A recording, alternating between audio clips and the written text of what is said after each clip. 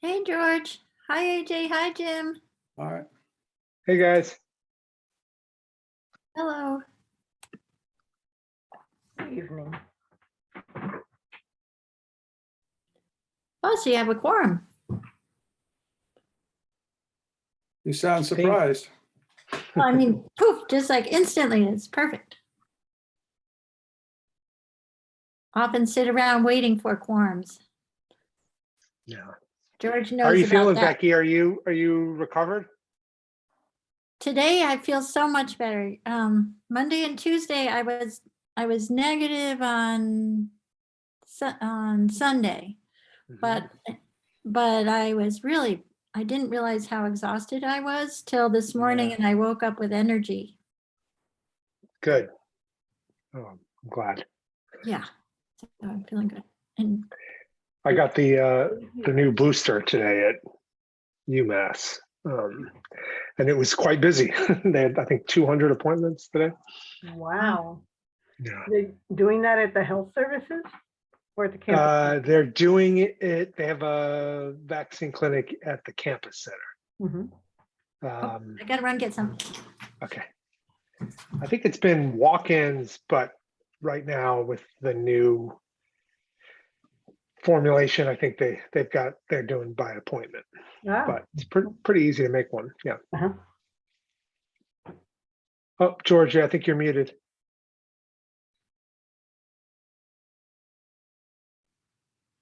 Now you're unmuted. Oh, you're unmuted, but I can't hear you though. No. Microphone issue. Huh? Mhm.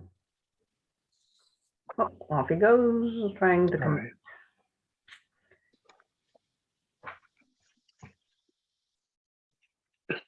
Something happened? George was having some microphone issues, so he's logging off and coming back on. Oh, cool.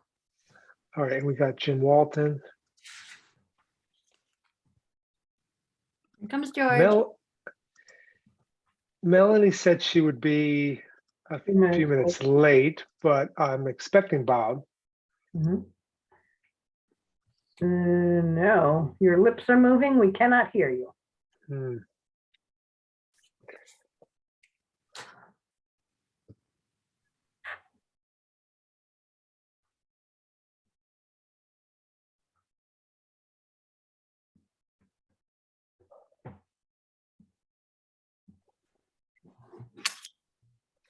Hey, Jim. Hey, Jim. You're Good evening. Good evening. How is everybody? Good. Doing well. George is having some microphone trouble, so he's trying to sort that out. Let's see. So I'm thinking we were going to start with the guardrail discussion because Bob wanted to offer his perspective since he's part of that group, but I don't see Bob yet. So now I'm thinking we should just go ahead with the August 9th meeting minutes and just get that out of the way if you guys are okay with that. So Susie sent those a while ago. Bob. Mhm. Oh, here's Bob. Okay, you know what? Forget it. We'll go back to the original plan. Okay, we're talking 8:34. And now we lost George. 6:34. Yeah. Becky, you're doing a good job keeping score here. Oh, it's challenging. George is having, everybody's jumping around. Hi, Bob. Muted. Bob's All muted. right, so Bob, you're muted. Okay, That there can't. we go. No, I got a new iPad. I had that downloaded app or something. Am I on now? Yep. You're on, and we can hear you Okay. and see you. So, Bob, as per your request, we were going to tackle this guardrail discussion at the top of the meeting because I know you might have to hop off. I do. Unfortunately, George was having Here comes. some microphone trouble, so hopefully he'll be able to, because he's also the other member of that, other FinCom member that sits on that committee. He gave me some notes from from the meeting for last week when he thought he wasn't going to be able to attend, but hopefully he can share that today. Let's see. Hey, George. No, unfortunately not. We can lip read though. That was- Yeah. No, maybe you can. Yeah. Well, I'll start and see if George can figure Yeah. that Why don't you out. start, Bob? Well, Okay. we had a fairly long meeting with representatives from Amherst, Pelham. The fellow from Leverett was really not up to speed. He didn't really understand, didn't have much knowledge or experience with the issue, so he didn't really have a lot to say. But the general gist of it was that Amherst has really they're not enthusiastic at all about this guardrail issue. They basically said, we're never going to go to 4% if the budget is going to be anything close to 4%. We're not going to allow that level of assessment for the region. So what it comes down to, we all agreed, the members there, that I think we all agreed, including George and myself, that it's really basically the guardrail would be the small towns, which are 20 to 25% of the total budget of the regional school. It would be a matter of the small towns utilizing this guardrail concept. There wasn't a lot of enthusiasm for the guardrail concept. There's a lot of questions about how it would actually be implemented. The way it was implemented last year, if I just can go back and give you my interpretation of how it worked, was we were going to go to full statutory, but allowed Pelham to get some assistance, basically from Shutesbury. They took some sum of money from Shutesbury's change assessment, and they handed it over to Pelham. So that money, it's never coming back. That was a direct subsidy from Shutesbury to Pelham, and that what drives the change? What drove it last year was a 60% to 100% statutory in 1 year. That was fairly impactful for Pelham and for Shutesbury, potentially for Shutesbury. Now, in the future, since we're at 100% for a second year in a row, with the 5-year rolling average, that those changes should be smoothed out by the 5-year rolling average. It's unlikely that that's going to be an issue in the future, it seems to me. If it is an issue, the two drivers that would change a town's assessment are the minimum payment under the statutory method and the enrollment. Now, I'm sorry, with Bob, what was the enrollment, first thing? the minimum payment, the statutory methods kind of formula, and how that might change, which is not likely to change a lot on a year-to-year basis now that we're at full statutory. So the only thing that would really generate a significant change in a town's assessment under the full statutory 5-year rolling average would be a dramatic change in the enrollment for that town. Now, my argument at our meeting was that if Shutesbury, for example, we're going to have a large change in our enrollment in a given year, say 2 years from now, we would be able to track the enrollment in our system going as we approach that bulge in enrollment as it approaches going into the regional system. So it would not be a surprise to us if we had a large change in our enrollment in the regional system. We'd be able to track that over time, and we should be, if we're good at our job here in Finance Committee, we should be prepared to handle that. We should be able to anticipate it and handle it. So to me, my own view, and I won't speak for George, I assume he's going to be able to talk here. My own view is that I don't think that this guardrail is a necessary thing. It would complicate the system. We've been fighting really hard, working towards statutory with 5-year rolling. I think it's a good system. It's an equitable system. If it turns out that down the road it costs us more because of changing circumstances, I still believe it's a system I can support personally because I think it's more equitable than what we were doing before. So I think that was the consensus, but George may disagree, but I think that there was a general idea that we would go back to the Finance Committee, back to our town officials, see what they thought.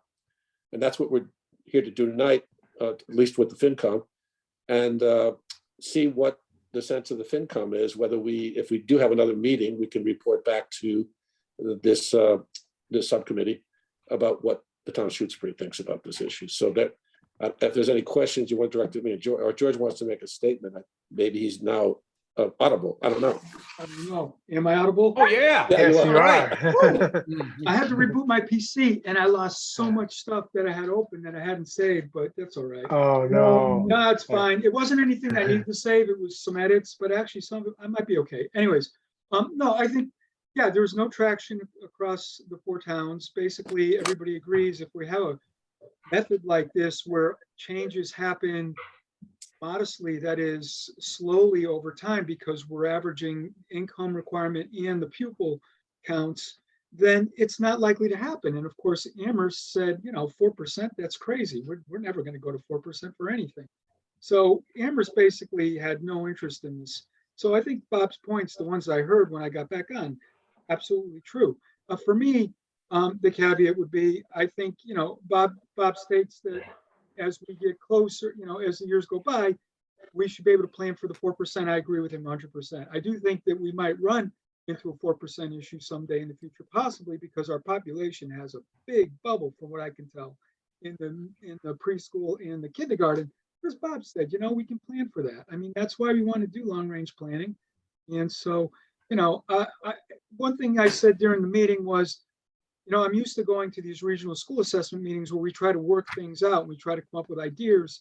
And so I threw a couple ideas out for, other ways to do the guardrail, and nobody's interested in talking about any alternatives. They came out with the 4%, and that's all they wanted to talk about.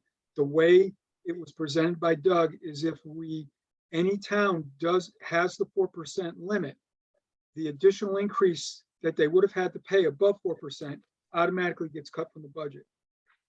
And so I asked about, well, why can't we allocate that to the other towns? And nobody wanted to talk about that. So it just died. Nothing but silence. So yeah, I don't think at this point, I don't really support it. I don't see the need for it. And I don't think any other town is going to want to do it. Can I just share a couple of sort of reactions? One is that I think in some ways I feel like you guys are bearing the lead, which is that it sounds like the assumption for this whole discussion, though, was the underlying assumption is that the assessments are going to be based on 100% modified statutory. And so it doesn't sound like there was any alternative or a model discussed at the meeting, or any suggestion that the foundation of this would be anything other than the 100% modified statutory. Is that correct? Yes, AJ, absolutely. They came in with some numbers that they baked into some representative spreadsheets so that we could see how it would work. And the absolute assumption was that 5-year rolling average statutory. That's the policy of the region now. That was nobody discussed that. That is the foundation. That's a big win for us for what we've been fighting for. Huge.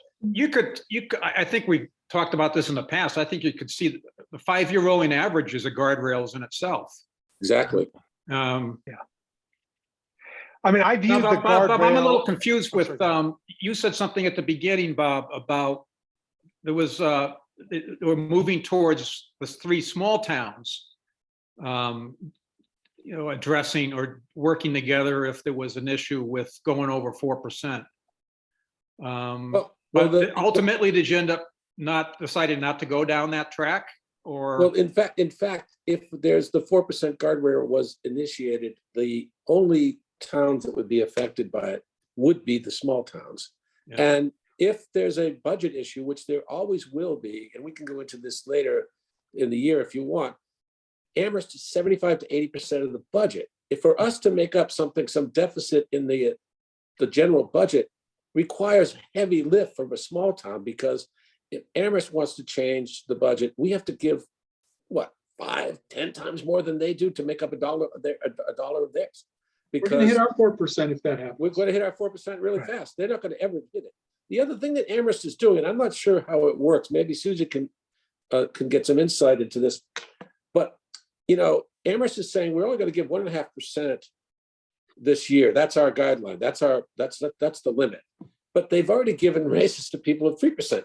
So what happens? What happens in a practical term is that the programs, the operational programs are being squeezed because they have these expenses, which they all agree are essential. They say the labor costs for the school system. And then they adopt that and they put a restriction of 1.5%. It's like, that math don't work.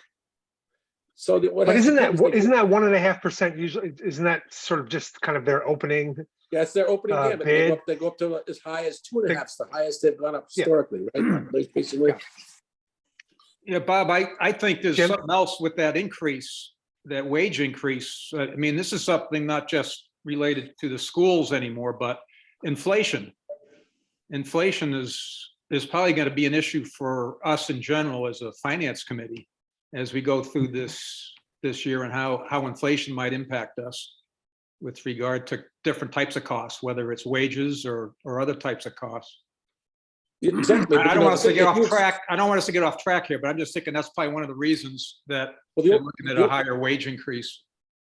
the only reason I brought it up, Jim, was not to be for or against the wage. The wage Yeah. increases are broadly supported by the town. But then Yeah. the financial officials say, we're not going to let the budget go up. That doesn't work. It just, something has to give. Either the wages or the budget has to be expanded, to Yeah. accommodate the programs. Susie? So So you're talking FY 24's target is 1.5%? they haven't come up with it yet, Susan. Let me rephrase that. You were talking about FY 24. You weren't talking about the year we're in, right? The- FY 23. FY 24, they're going to come out with a low number and they're going to negotiate. They're going to allow us to fight over it and to push them up a little bit. That's going to be their way that they're going to negotiate the budget. And Okay, That's not what they said at the meeting, though. If we're talking about FY 24, I don't want to spend speculating time right now.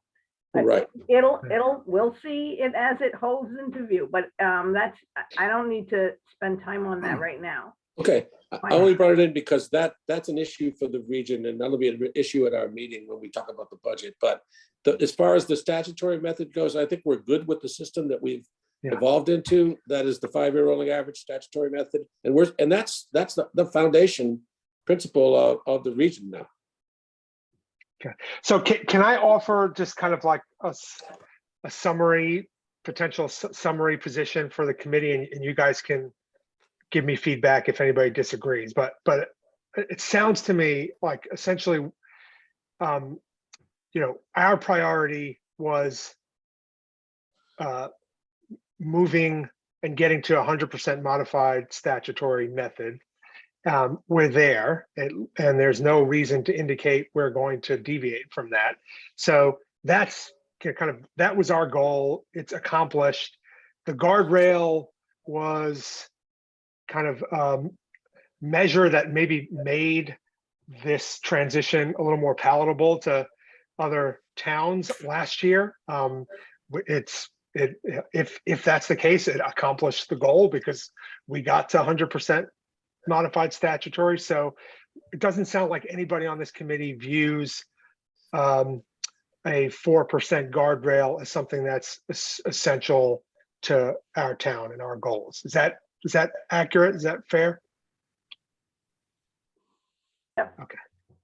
All right. So to the extent that you guys need to give, I don't know if there's any decisions for us to make or any feedback. I think as a committee, do you have enough information about sort of what our sort of collective perspective is on this to get back to the committee?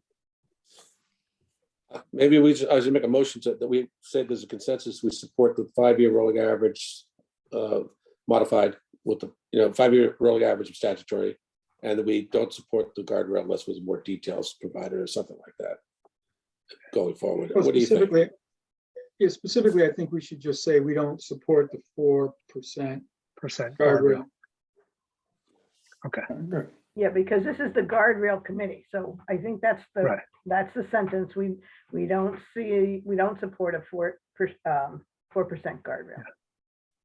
Maybe just unless there's some, I don't know if there's going to be any pushback. You guys are meeting again soon, or? They suggested we would, and we just would get back to see what the sense of our committee was, our town. So I don't know if the select board want to discuss this, Becky, but we want to be able to report to the committee what the town officials think, that's all, Yeah, maybe just in case there's some pushback to suggest that one of the reasons we're fine without having this 4% guardrail is we do have a guardrail with the rolling average. We feel comfortable with that guardrail.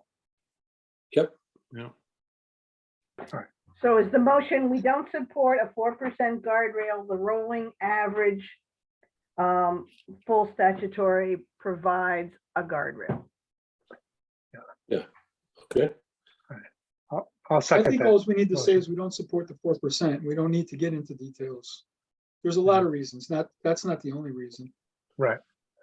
Okay, we're just gonna go with, we don't support a 4% guardrail. How's that sound? That's it. Yes or no? There's a motion. Yeah. Second, All right. Let's take a vote. overnight aside.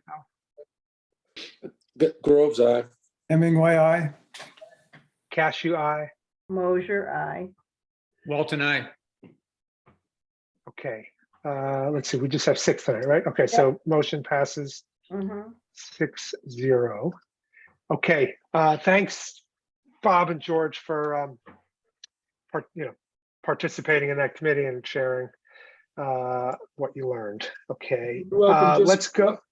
Yeah, go ahead. I just want to say one thing. Just remember, if there is another meeting and it's in October, AJ, I think you're going to attend Yep. in my place. Yep. So Bob, you might be the person that'll, will hear back from the committee. I don't know if they're going to also notify Becky. So if you learn of a meeting in October, if you could share that with me, that'd be I great. sure will. And Okay. and I'm gonna leave now. So good to see everybody, and I'm gonna go Okay. eat dinner and have wine and stuff like that. So All right. All right. Thanks, Bob. take care. See you, Bob. All right. So I think we can now go back to the Minute. official agenda and discuss the minutes from August 9th. Has everybody had a chance to review those? Yes. Okay. Any suggestions for Edit. edits or corrections? But one thing, I have a few things. Susie, I don't think it's necessary when we're on item 1. I don't think it's necessary to show where we made the amendments. I just think that's going to be confusing. It's going to be extra work for you, and people don't necessarily know what it said before. So I don't know if you need that level of detail. I'm Okay, okay with so it. Just minutes approved as amended. I think Yeah. that's fine. All right. And also on 2B, the very last 2 words, working pretty well. I don't know. Can we take out the word pretty? 2B. Wait a minute. It's just a thing of mine. Current practice is working well. I Isn't don't that 2C? see it. Oh, see, I'm sorry. You're right. It is. It's working well. Okay. Yeah, I know it's picky, but. Okay. And then in 3A, the second sentence, some of the insurance was attributed to select expense. The line is being corrected. So there's a problem with the line, but it doesn't say what the problem is. So the insurance line is showing a negative amount, which is attributable to select board expense. You know what I mean? Something like that. Okay. And then in the same thing, I'm being picky again, I apologize, but I don't know, I was in a picky mood when I read this. The 3rd or 4th sentence, I think it's the 4th or 5th sentence, the cost is more than allocated. And regional finance director will, the cost is more than budgeted. But I guess allocated's okay. All right, I'm sorry, you can ignore that. It was allocated by that point, and then they have to figure out how to get it. Yeah. No, I'm sorry, I was Yeah. being picky. I guess I was thinking about the budget. I know, I was really on a roll with this one. On 5A, the very second to last sentence, M&S is holding to their contract. So can we say the contractor, comma, M&S is holding to the contract price? Okay. And then in that same, and then paragraph B, ARPA, is that supposed to be fund? Which way? Wait a minute. No, that's right. When you're ready. Okay, I'm ready for now. What was the next The one? last sentence in B, ARPA fund. 5B. Oh, fund, yep. And then- Susie? Yeah, Oh, sorry, George. I'll wait till George is done, sorry. Yeah, and then 6A, just agree, not agrees, members agree to continue. okay. Yeah. So, but George, on that 5B, is it, I think that last sentence is probably meant to read ARPA funds and other town funds will be used? Is that, Oh, yeah, yes, is that what it Yeah. means? Yeah, right, okay, Okay, yeah, right. And then I think the very last section, other items not anticipated. A review of the church view shows that there is an unanticipated state revenue. It wasn't that there was unanticipated state revenue, it was that the revenue was higher than anticipated. You know, in other words, it wasn't like there was a new fund or new money. It's just. it higher. came in- Yeah. higher than something- expected, Yeah, higher than anticipated revenue, state revenue? yeah, that's what it is. Okay, And to that, and then one final thing about this, just so everybody knows, remember I told everybody in the committee that we had $25,500 additional revenue from the church than we anticipated from state aid. And everybody pointed out to me that I missed the intercompany expenses. Well, the intercompany expenses were actually lower than Mhm. we anticipated, which resulted in another $3,900. And I checked this with Becky and Susie, they can back me up. So we actually have $29,371 more in state aid than we used to balance our budget. So that's a nice little pickup. So I just wanted you all to be aware of that. Right, thank you. Okay, I'll stop talking. Susie, I think I apologize. Jim has been waiting patiently. Yeah, Jim Hemingway? Well, George covered some of the ones I had some concerns about, but Susie, shouldn't your name be on this? Authorship, minutes authorship, I think should be posted along with everything else. Am I not correct on that? We haven't done that in the past. Are you sure? I mean, I do it Yeah. in minutes I write, it always indicates who is doing the minutes. I just thought that was important to include, but We haven't If- always done it. I'll do it. yeah. I don't think it's important because really they're done as a group, you know, and Right, ultimately it's approved by the group. I mean, we all made edits to it.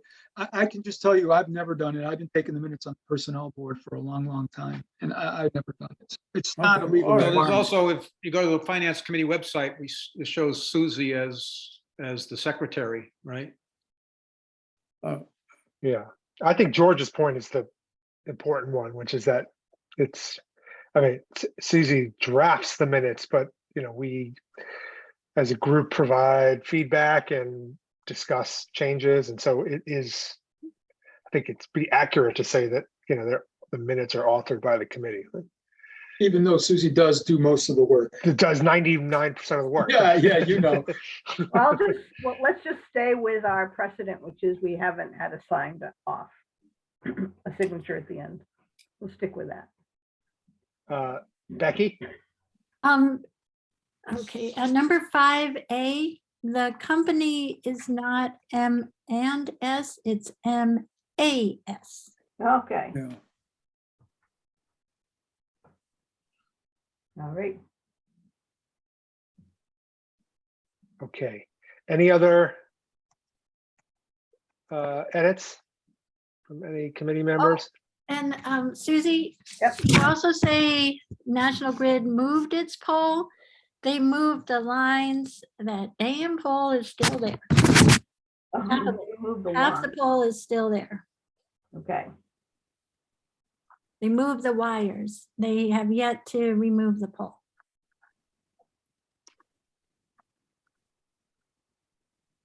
Okay. All right. If there are no other, okay, so it'll say It's- National Grid.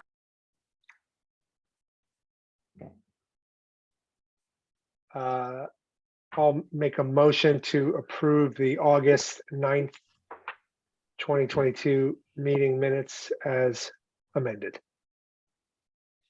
Second. Arvanitis, aye. Hemingway, aye. Cashew, aye. Mosher, aye. Walton, I. Okay. That motion passes 5. Yeah. We're down to 5? Yeah, 5-0. Okay. Next up, I think we should all look at, actually, Becky, am I able to share my screen? Or- In just a second. All right. So, There you go. You're good. all right, great. All right, first of all, Susie, thanks for great minutes and also for drafting our annual budget letter. And I'm going to share that now. And I got feedback from a couple of members, so I think we should discuss that and any other suggestions that folks have. So can you guys see the budget letter? Yep. Okay, so let's start with a simple one from George, or question from George, which was about this line in the letter where we I think it's the reference second, the ARPA funds. Let's see, right here, yeah. it was the second paragraph. All right. Well, maybe.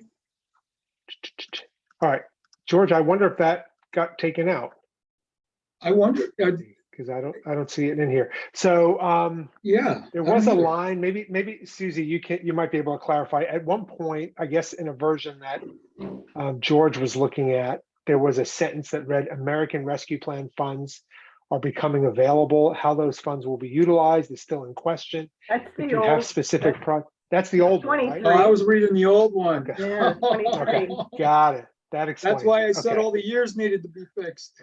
Yes, that's right. That's right. All I right, just so I noticed never that. read the right one. Okay. Okay. Well, okay, so maybe while we're discussing the letter, if you have a chance to just kind of quickly read through it and let me know if you have any feedback. So Jim Hemingway, do you want me to share what you said, what you wrote, or do you want to just kind of Oh, give your sure. feedback to the Yeah, group? you asked that folks write you if they wanted to suggest any changes. That was a sort of a formal request, so I did so. Yeah, and I think Jim had a suggestion about really these two sentences where so I think this is not just the semantics issue, this is like a substantive issue here. He was suggesting that we replace these references to a level service budget and maintaining the current level services you provide and changing that to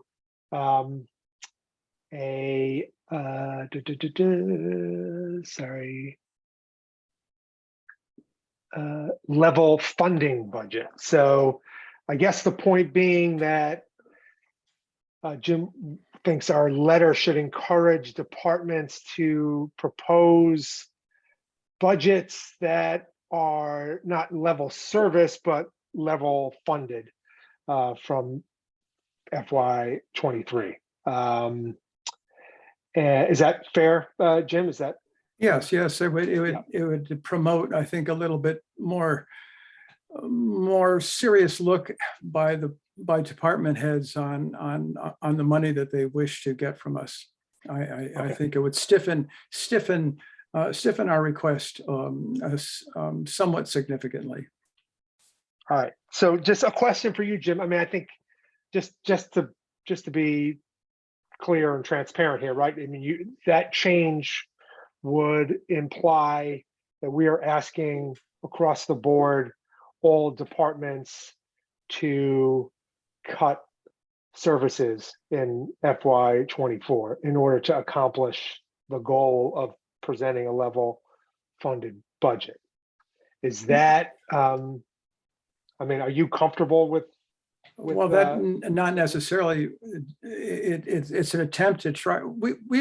This FY23, we're spending a great deal of money, and I think it's time to encourage some restriction, some belt tightening, if you will, because we've got some troubling times ahead.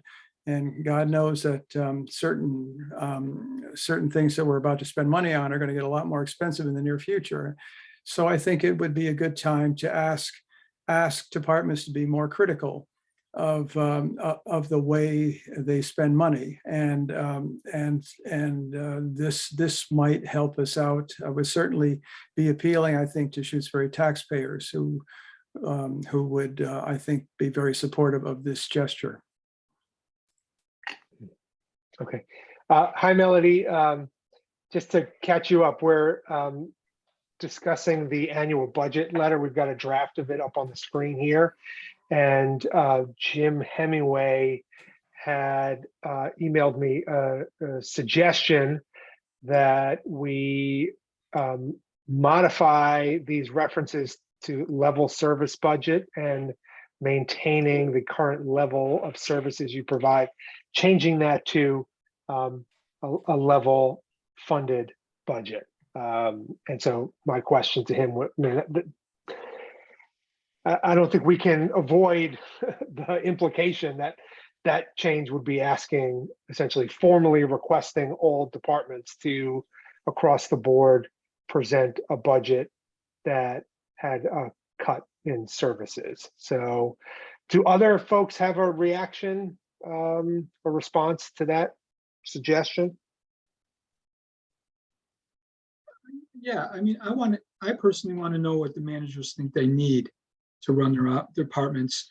I think the voters and the taxpayers are accustomed to the level of service they've been getting. And if there's going to be a cut to the level of service, I think we're going to have to modify this letter more to explain why we would even make that request. But for me also, I want to know what a department needs to do to run the department the way they have been. The people in our town have been happy with the way they've been running their budgets. We had a 1% increase last year in our operating budget. We are way below inflation. It's not to say that, you know, when we get these level service budgets, that they're not going to be pushing our limit in terms of revenue. And maybe we can't manage those. It's up to us to decide where we can make modifications to their budgets and recommendations for cuts in what they requested. But we're sending a very strong message, one that we haven't sent in a long, long time. And so I'm not really comfortable. Personally, I'm not comfortable with changing level service to level funding. And by the way, the elementary school and the regional schools, there's no way they're going to give us a level funded budget. Maybe they can if they're making structural changes, and maybe the elementary school can. They've certainly done a very good job of keeping their increases down. But 60% of our budget is going to be feeling the pressure if we ask them to go to a level funding. And we know the region's not going to do it on their own. That's it. All right. Okay, thanks, George. Let's go to Susie and then Jim Walton. The language from this was taken out of last year's letter of request. And like George said, I think the departments were very earnest and came in with very similar budgets to the previous year in terms of dollars, and overall, including electricity and gas and heating, all of those that aren't inside the department budgets, we came in with a very modest increase. So I believe that this language shows that we appreciate the effort the departments do, and that has been consistent. And to begin saying that we need for them to cut to the same dollars, it's really not so much happening inside the departments as expenses that are way beyond their control, insurance and other amounts like that. Jim Walton. Yeah, I think the way we have it worded here, level service, that's putting a constraint. Level service is a constraint. And I think as Susie mentioned, if you look at the last 2 or 3 year budgets, we have seen very little increase budget wise. I'm concerned, I'll go to the point I made earlier. I think everyone is aware of inflation. So I think anyone that has a budget that they need to put together, they're going to be thinking of that. And if we were to change the wording here, I think they'd be getting the message they need to be reducing services. and I think that goes to your point earlier, AJ. I would interpret lesser services, and I don't think, based on what we've seen the last couple of years or what we know right now, I don't think the town, our voters, including us, well, I shouldn't say including us, I think the town voters aren't expecting a cut in services at this point. Melody, did you lower your hand or? Yes, I did that by accident. Sorry. Okay. I see a button pop up and I push it. Yeah. Okay. So you did have a comment about this? Yeah. Just a quick question. You know, despite the fact that I'm going into my third year here, I still feel very new, but so forgive me if this is a naive question, but I'm just wondering, you know, I've heard, you know, for the last couple of years that the town and everybody is happy with the level of services and that they've come to expect a certain level of service. And I guess that's true, but how are we gauging that? I mean, is that based on the very small percentage of people that come to annual town meetings, or has there been a town-wide needs assessment, like similar to what we did with the police study group, where our survey was sent out to the whole town? Do we know really what the whole town thinks, or do we know what, you know, a few hundred people that represent probably a third of the town think? That's all I'm wondering, because for one thing, I mean, I'm on this committee and I don't fully know what the services are. I mean, I know police, fire, library, tax assessor, and the tax collector, and the town clerk, but beyond that, maybe that's everything. And so maybe it's a matter of education, maybe it's a matter of needs assessment, but I don't know that I think that the town is 300 people that show up for annual town meeting.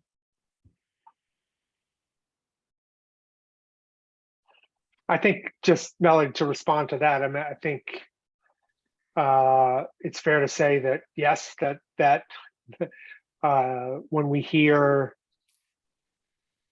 commentary about the town's expectation around levels of service, that we're largely talking about kind of overwhelming majority of voters approving budget every year at town meeting. I mean, that's at least my interpretation of what we mean when we talk about, you know, town support for current service levels. I mean, those votes, and I know that we have discussions about particular budget lines, but I mean, I think it's fair to say that budget's typically passed with very few no votes. And I'm not aware of any sort of townwide needs assessment. So other folks can fill me in if that exists. Jim Walton? Yeah, just on the same topic, I think it's a responsibility of the finance committee to be representing the overall town and not our own particular interests. I mean, but I support some things in our meetings that if it was just me, I don't think I would support.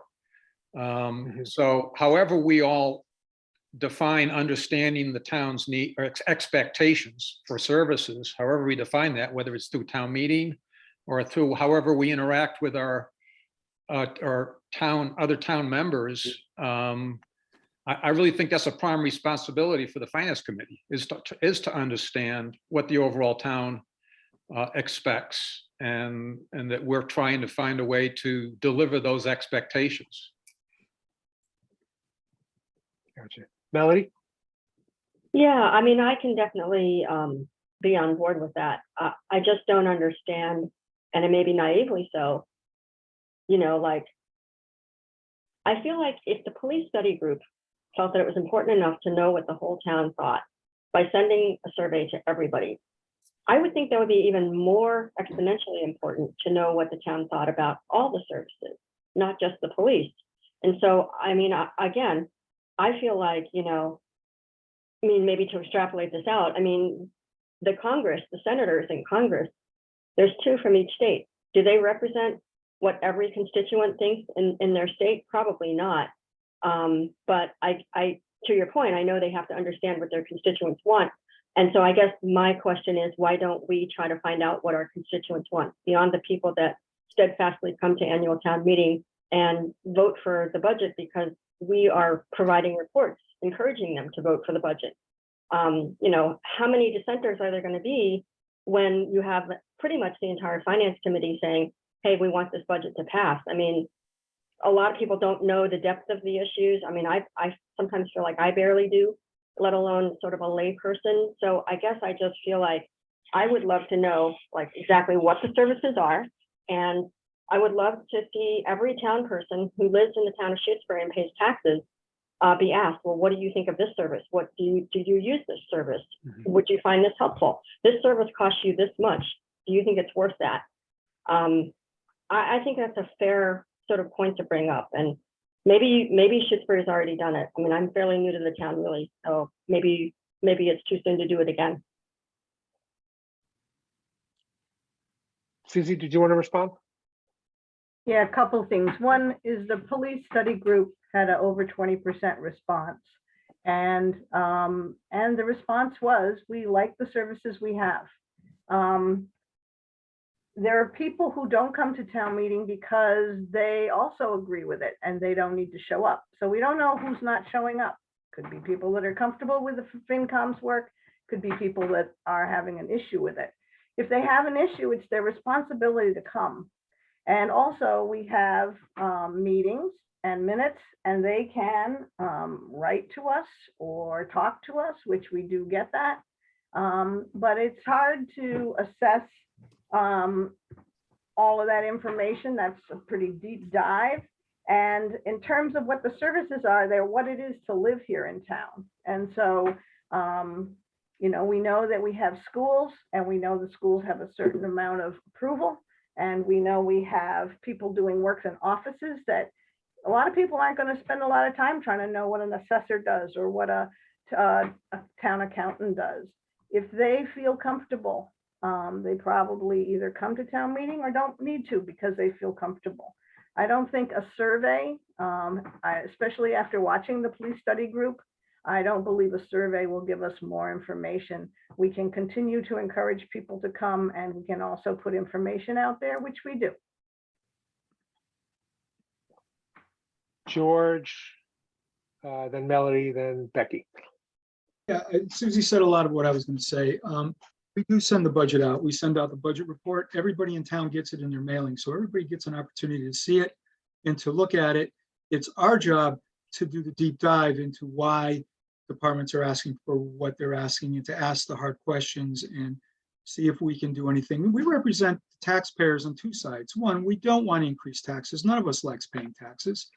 And so we, as a committee, I believe it is one of our responsibilities. I certainly feel that we need to try and do things as effectively as we can. On the other hand, there is a town that needs to be, you know, we have these expenses. That's what it costs to operate a town. And looking at the department heads over the past, in the time I've been here, they've all come very reasonable in terms of what they presented to us. We've been seeing drops when there's a decrease, when they can decrease their costs, they try to. But you know, I think, and to the key point, I know I just wandered there. The people that come to town meeting, everybody in town sees what's going to happen. The people that come to town meeting are the ones who really want to be involved.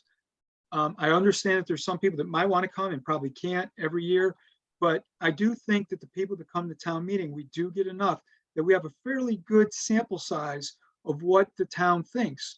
And based on the fact that the budgets rarely get pushback and there's very few no votes, I can't imagine that if everybody in the town came, which will never happen because there's a certain level of interest and some people just aren't interested, I don't think the result would be any different. And our town is small and these departments are small departments. They're very simple departments. I don't know how much more we can really cut. What can we do to the fire department? What can we do to the library? How much money can we really save in these departments? I don't see it. All right, Melody. Oh, I think, Oh, sorry about that.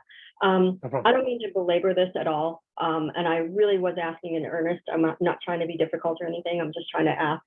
I guess I would just wonder, like, oh, hold on. Sorry, I'm having an old person moment. Bear with me 1 second. I guess I just wonder, like going back to the example of even larger local politics. I mean, Susie brought up the point that it's kind of the townspeople's responsibility to know what's going on because we put information out there. But I mean, to be honest, I care about politics, but do I know every single bill that's coming up in the Massachusetts Senate or the Massachusetts State House? No. And do I try to look for things? Sometimes, and I consider myself fairly engaged with politics, but I can't know, I can't, I mean, it's just simply too much to follow everything. And so when you talk about the amount of information that we put out there, and if somebody's kind of looking at this in a vacuum, let's say they can't come to these open meetings, they're not really going to know or understand. And then we have our committees, chairs up there, saying, hey, let's pass these budgets. And, people just don't know, and they don't know what they don't know. So of course they're going to vote yes. Becky? I just wanted to point out that 20% of our population is 354 people, which is the average number of people that come to town meeting. So the survey gave us about the same quantity of response and as a town meeting did. And in fact, last year, the town meeting was almost 550 and gave us closer to a 35% response from the community, which is almost double what we typically get in a survey. Just as a comparison of information. So we are getting a broad stroke of response. Jim? Yes, well, what I'm trying to say is that I think the change in the wording from service to level funding, it will just cause our departments and everyone who has to submit a budget request to look more critically at the money that they want to request. And they may come back and say, we can't do it, and this is why, and that'll be fine. It's, after all, it's a negotiation process. They're meeting with us and we're going to listen to them and then figure out what to do. But if you ask them, to consider, strongly consider level funding, it'll cause them to take a more critical look at the way they spend taxpayer money, and that's the issue I'm getting at. All right. I think we've heard of kind of variety of perspectives on this. So I think we're ready to decide. Like, I mean, I think just from listening to the group, Jim, I don't hear a lot of support for making that change. If you want to entertain a motion, that's totally your prerogative. But just, I think based on our discussion, it doesn't sound like there's a lot of appetite for making that specific change. Is that fair? Well, let's just have a straw vote then, so it'll be a part of the record. All right. So do you want to make a motion? Yeah, so make a motion that we make the change in wording from level service to level funding, as I wrote in my letter to you. Yeah. Which Okay. we have discussed. Yeah. All right. Is there a second? Second. Okay. Any other discussion, or Nope. we beat it Yeah. to death? Okay. Arvanitis, nay. Chartier, aye. Hemingway, aye. Cashew, nay. Mosier, nay. Walton, nay. Okay, so the motion is defeated 2-4, right? Okay. Three. All right. Did I get that vote right, Susie? Yep, We have 6, 4-3. right? Yeah, okay. Are there any other suggestions? Sorry, Becky, did you still have your hand up for? No, I was busy that was- putting it down, sorry. Okay, No AJ, problem. could you scroll up a little? Yeah, sure. Sorry, I should do that.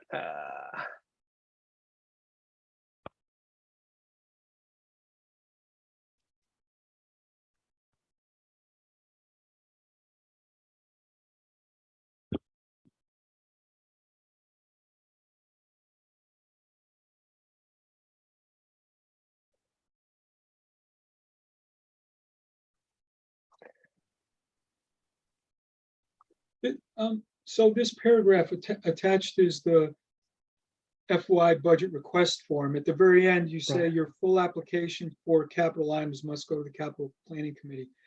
I assume department heads know what that means. Is there another a form that we give them specifically for capital planning? Yes, they get a separate form for capital planning. Yeah. And it'll be in this package. No, it'll come from capital planning. I Okay. usually put them together, but I don't know what's gonna happen. Susie did the forms. I don't know if you're gonna give them back to me once you put in all the separate numbers. I don't know Sure. what's gonna happen. So your full application for capital items must go to the capital planning committee. The full application, the application itself will be received by the department heads from the capital planning committee or from you, Becky. All Well, right, it's that's fine. signed All off right. after they approve it. It's signed by capital planning and I distribute it. Yeah, so the managers will know what this means. Okay. Yeah, and I think at our last meeting, Susie volunteered. You're doing a lot of volunteering, Susie. Thank you. To pre-populate the form with the FY23 numbers. Is that still I sound like haven't done. doable? I haven't Oh. done, and we'll be ready to Great. roll once this thing gets going tonight. Okay, great. Okay, if there are no other suggestions, I want to make a motion to approve the FY24 budget letter as amended. No, we haven't amended it, as written. Second, Okay, any other discussion? Okay, let's vote. Overnight is George? Overnight is Melody? Oh, sorry, I had my mute button on. Chartier, nay. Hemingway, nay. Cashew, yes. Mosier, yes. Walton, yes. Okay, so the motion passes 4-2. Okay, so Becky, I assume you have everything you need to get this letter out? Or I'll I guess if you're working with Susie. take the word draft off it and I'll send Okay. her all the forms that are pre-populated. And I guess Becky, you probably have the original cap plan request form. And I guess I'm not clear whether that goes to cap plan or it just gets attached the way it was. I think it just needs a year change. I would have to find out from capital planning. I'm not gonna assume what they want to do. Do you guys usually meet, AJ, in this time of year for that step? We usually have our first meeting shortly after those budgets come back to Becky, and we kind of review the responses and make a plan on when we're going to meet with folks. So I don't remember us meeting before the actual department deadline. Okay, well, our part can get sent out and I'll Yeah. send it to Becky. Okay. All right, and then I think we should just take a quick look at the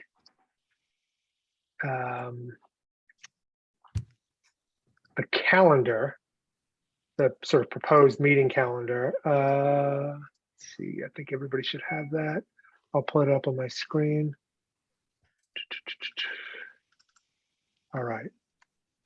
So just going to change this to 24. Susie, are these, did you update these dates or were these like No, literally the no. same That's dates we last year. used last year? Right, yeah. So I okay. wasn't, I Yeah. couldn't remember where we were in sync with the select board. So Select this is board. last year's dates, and I have a calendar for 23. All right. So And- I and had a so- question, and should we start at the end of November instead of December 1st? I guess it just depends on the rhythm that the select board has. Number one, it's important to start in November for the highway department if possible, Yeah, before winter really hits. okay. And so you have the select board calendar, Susie, or? No. No, So okay. Becky probably knows that one. So Becky, you would have that info, right? Yeah, Or I are they can, not scheduled out that far in advance?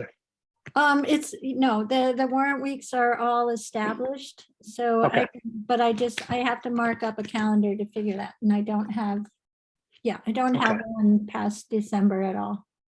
at So this maybe point. we can go ahead and think about the order and the pairing and know that we want to try to get the highway in at the end of November or in November. Yeah. And then I also would love to have capital planning if we can get it any earlier.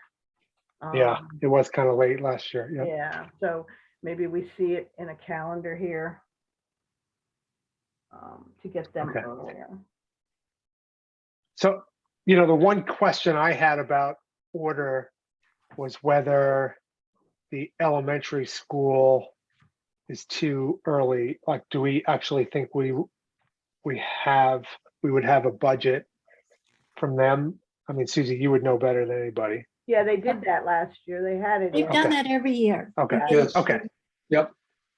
They Okay. had it in. So that's fine. Okay. So I think for highway, it would have to be either November 15th or November 29th. We're not going to do it the week of Thanksgiving, I don't think. Right. Okay, so, and that's on the right schedule. Great. November 15th sounds good. Let's hope I didn't mess this up. Yeah, the 13th, 27th, 11th, 25th. And the police would be okay for that date too, Becky? Yeah, I think they likely will be.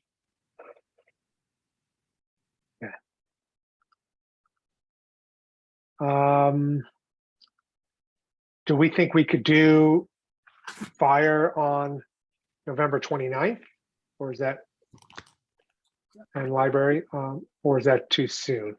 Is our new chief gonna need a little more time, do you know? Well, good question.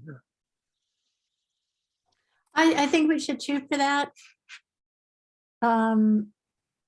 We should shoot for that. November 29th? Shoot. November 29, yeah. Okay.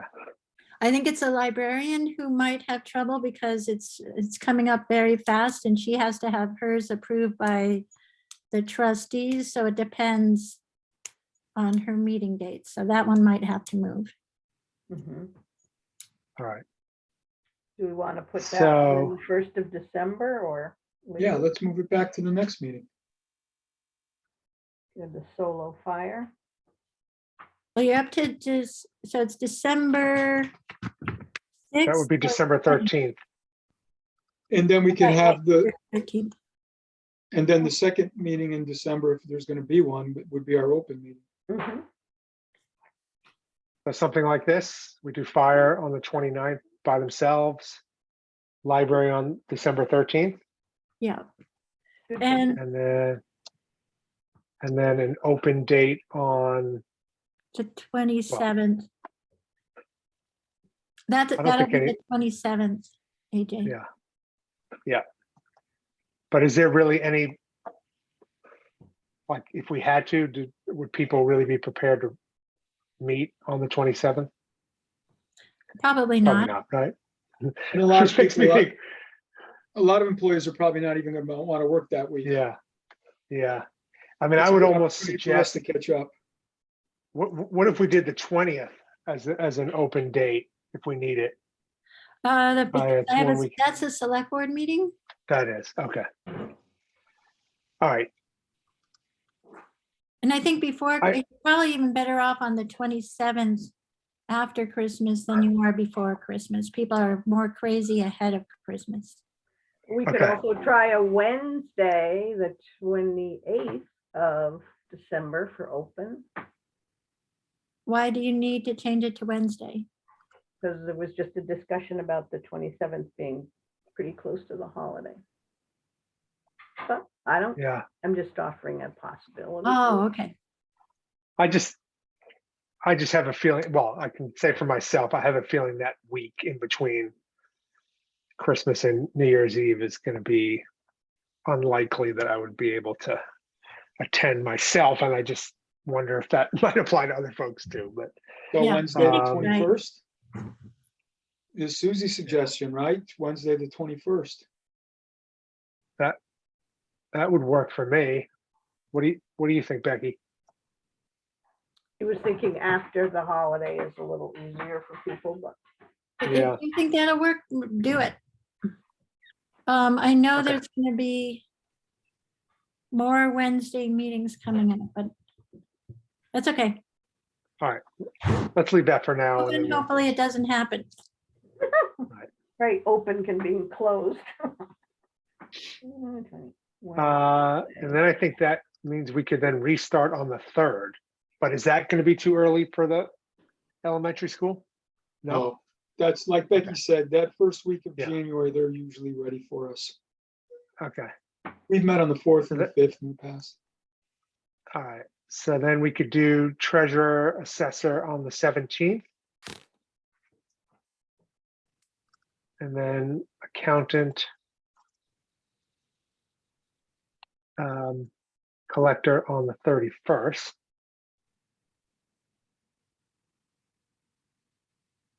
And then how about an open meeting?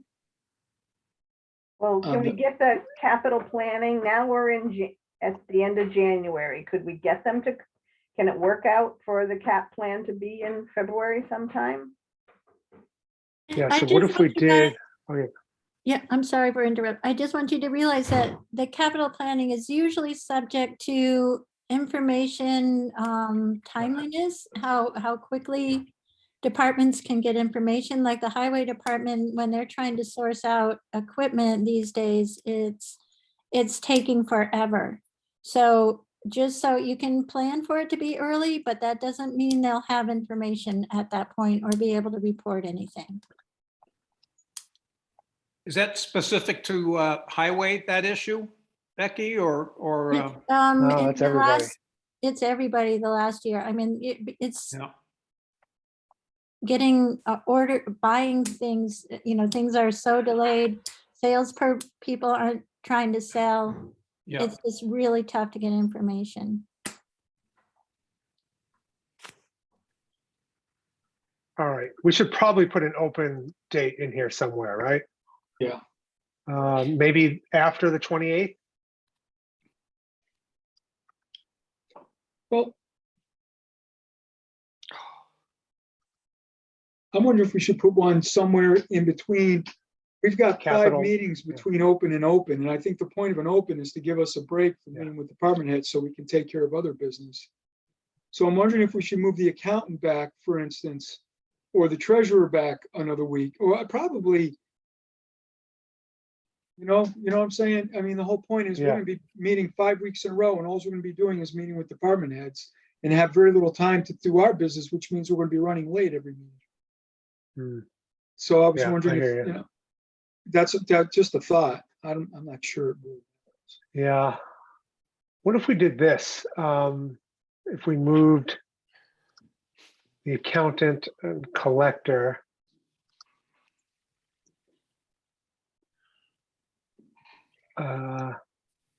and did an open meeting on the 31st. And then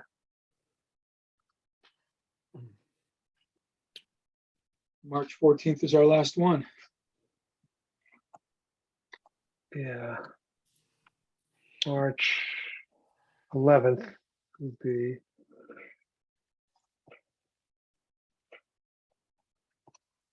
I mean, I always feel like the broadband one is really kind of an informational meeting anyway, right? I mean, it's, Yep. they're gonna operate independently. Becky? I just want to point out that there is plans for this coming year also to be an outdoor annual town meeting, which will probably push annual town meeting into May. Okay, Okay. And- not April 29th, Right, like May April some- something. yeah. Yeah, I think it's March 14, not March 11. Oh, yeah, you're right. I'm sorry. I That's all right. flashed over to Just wanna get that in April. there. Yeah, no, great. Okay.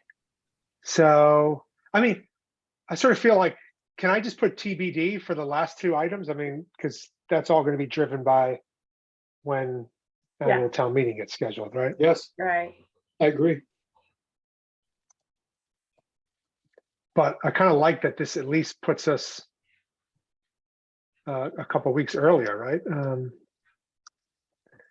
And we won't have to discuss assessment method this year. So We'll see. a lot of extra time. Yeah.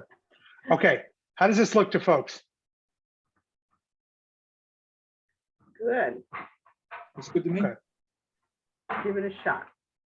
All right. So obviously nothing's set in stone here. I'll share that after our meeting. Okay. All right. How are we doing on time? 7:40. Okay. I think we're good. So the next item on the agenda was an update on the high school track and field project. And I was hoping, Susie, Yeah, I went. that I could hand this over to you since you went to the select board meeting where the finance director Mhm. presented on this. Yep. So what'd you learn? Yeah, so Doug Slaughter came and to the select board meeting, and he was talking about that 1.5 million was approved by the regional school committee on March 2022. And then they are starting with that, they're looking for a 1.2 million from CPA monies and a 1.0 million from ARPA funds and grants and reserves. Amherst is looking towards that, and another $1 million in donations. And all of that would add up to 4.7 million, which is option 3. And he was, looking at that framework and saying, is this going to cause any towns to run away screaming, or is this going to be something people can work with? This is not set in stone either, but that is the general framework that he was looking at. And what else? He mentioned that the from the E&D fund was too high when it was certified. Money is coming back to towns, and so the part where that comes back to us, people could consider that money swapping over into the help meet the track costs. That's just a suggestion. It's not a demand. And what else? Kind of a lot of numbers. The timeline would be that the Amherst Town Council has kind of a more flexible schedule than we do.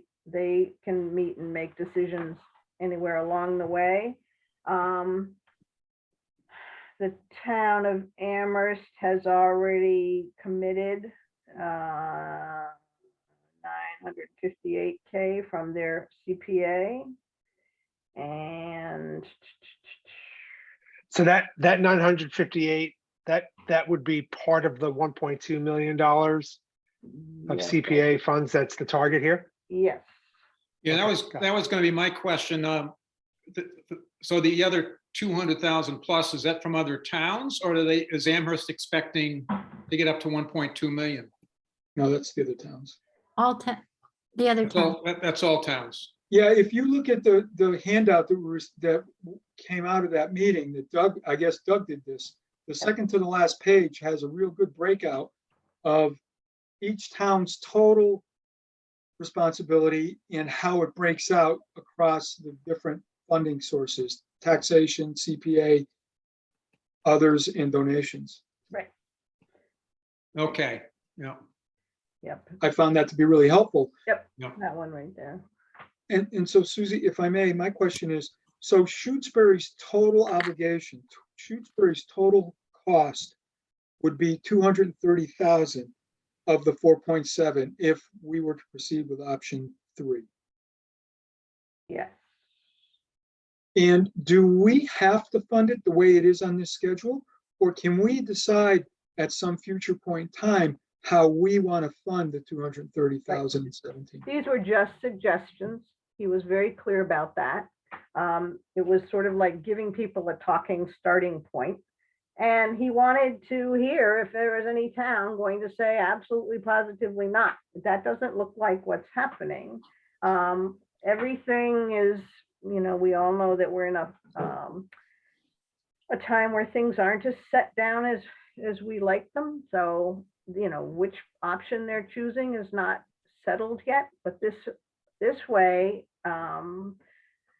they can plan on the 4.7, but that's given all the things come through the way they expect. So they haven't come to a final decision at the regional school. And this was just giving a more specific outline so people could sort of think in terms of numbers in their own town. Susie, what is other Yeah. town sources? What is that referring to? That might be your free cash, and that's or stabilization, or some other money that the town might want to come up with. That was where he was also pointing out that Shutesbury will get 38,000 or something like that back from the E&D fund that wasn't fully expended. I mean, the money that we got off of our assessment because the E&D fund had to be refunded. And that number is 38,898. So that might be another town source. Other towns could think of grants, ARPAs, donations, who knows? I did say to him that if they are going to gear up a donation fundraising thing, they should talk to every town, because every town could participate at some level in that. So we'll hopefully hear when there's pie eating contests or whatever they have to raise money. George, Well, you the have a concern- question? The concern about fundraising is right now, the library in Amherst is having a massive fundraising effort. And so I hope that we can delay this fundraising. Susie, did he say what the timeline is and when we could expect to have to pay our obligation? Timeline. I believe he said it was flexible. I mean, Yeah, I have it saying January 1st for annual town meeting. The Amherst Town Council is flexible. I think, Becky, you said something to him about our town meeting. We plan it in our annual town meeting, we plan in April or May. So by January, the project wants to sort of have its, yep, we're going to do this, and yep, we'll meet these costs, but the money's not spent out for a while because it's a loan We thing. would need to, what you're Bond. telling me, we would need to commit funds for it. In other words, we would need a town vote at that time? Because what I'm getting to is, we're gonna have a capital request, I would expect this year. And we're gonna have to do our capital analysis that we did, last year and the year before. We'll look at the schedule, what's being requested, what our balances are.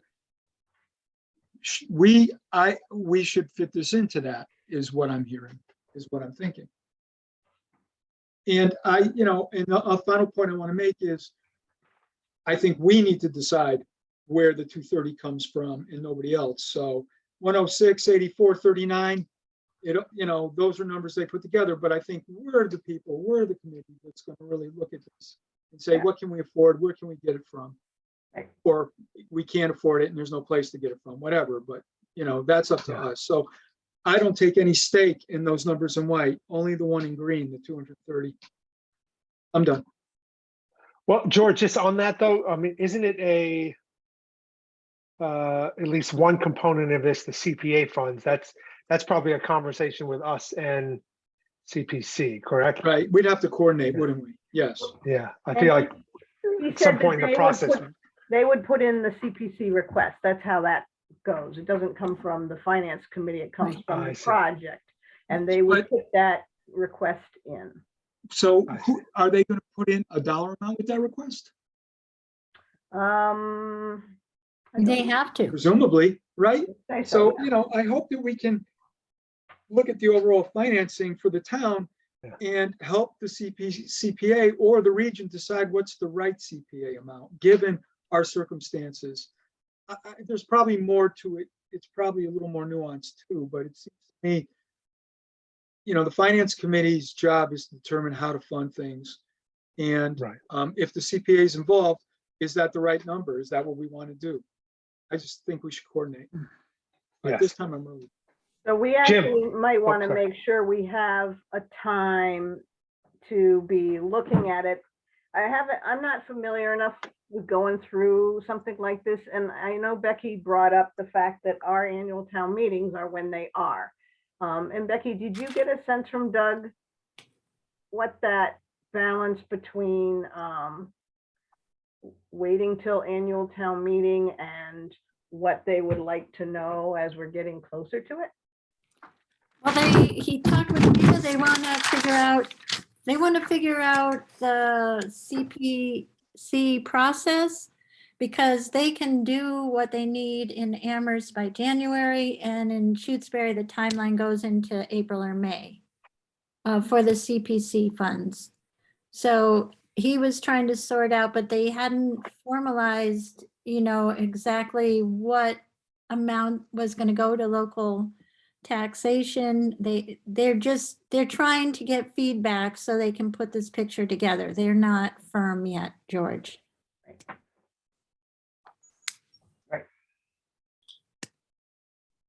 Let's go to Jim.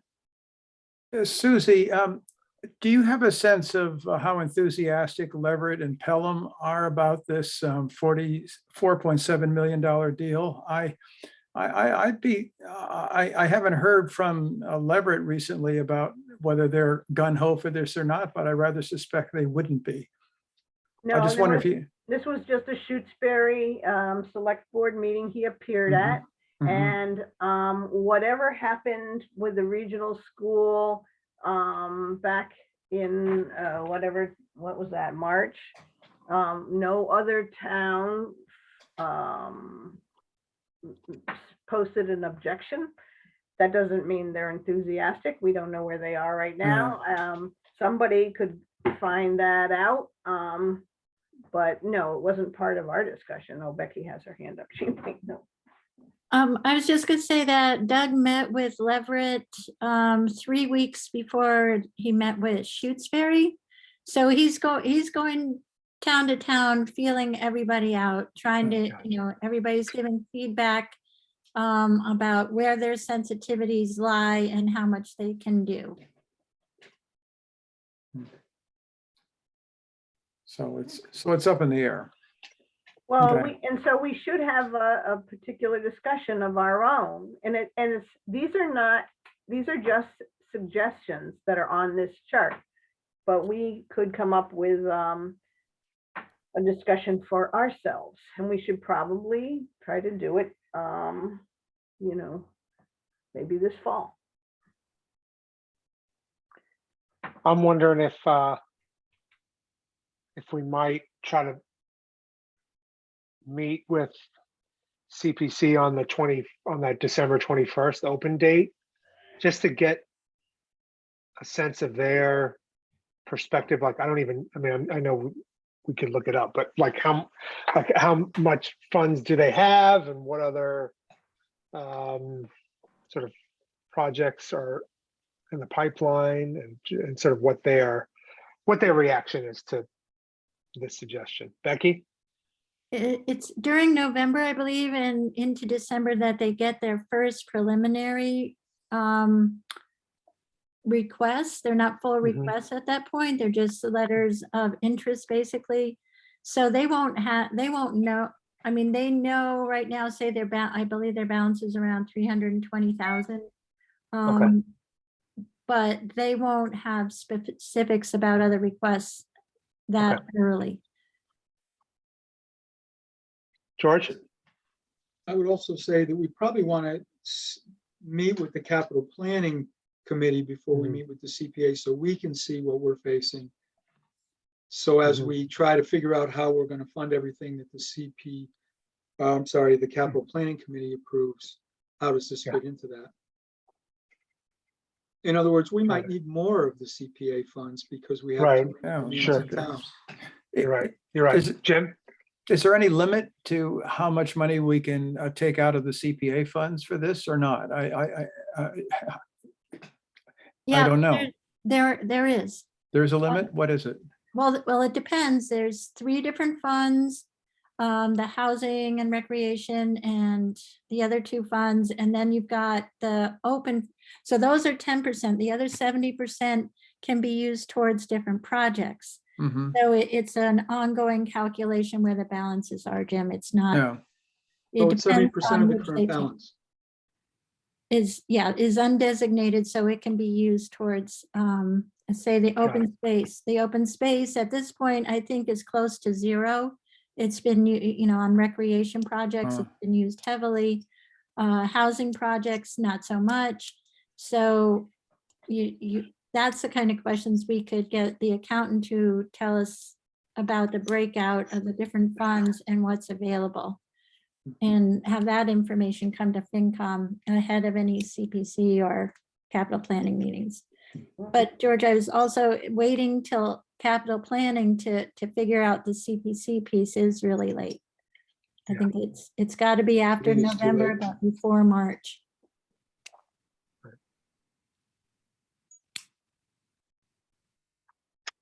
All right. Does everybody have this handout? Yeah. Yes, I do. Yeah, it was sent, right? Okay, yeah, great. Yep. And Susie, if you wouldn't mind just like cutting and pasting your notes from that select board meeting and just throwing them in the minutes. I don't want to create extra work for you. So if you already have notes, we could just throw them in the minutes. Okay. So I think we can move on to the next item. Okay. Yeah, so Susie had a suggestion she shared with me that in the interest of kind of public education about kind of the budget and FinCom, that it might be good for us to have kind of a summary article in the Our Town newsletter. So this was on the agenda when we thought we were meeting last week, which would have allowed us some time to get into the fall issue. We've, I think, missed that deadline now. So this would be for the winter issue of the newsletter. So I thought it was a good idea, but I thought it's something that I should give you guys an opportunity to comment on. So I'm going to just pull up a draft that I wrote, which is really just kind of regurgitating some kind of highlights from the our annual report. Let's see. And so here it is. It's on the long side. I asked Susie for some suggestions on places to shorten this, but I think maybe I'll just leave it up to the newsletter folks to make those changes or to suggest changes. But I don't know, folks. I know I just sent this morning, so that was not a lot of notice. But does anybody have any feedback on the content of this? I can. Okay, Jim. Well, yes, it sounds very much like a kind of a rewrite or summary of the annual report Right. that we are obliged to contribute to that publication every year. I have to do one for the MLP coming up. I've been putting it off for a while, but why are we doing this? Have we done it before? We're just repeating information that can be found elsewhere. I don't understand why we feel it's necessary to put all this information in the town newsletter. And so I can quickly respond just from my perspective that, I think as a committee, we've value our kind of public, or the role that we play in educating the town about the town's finance.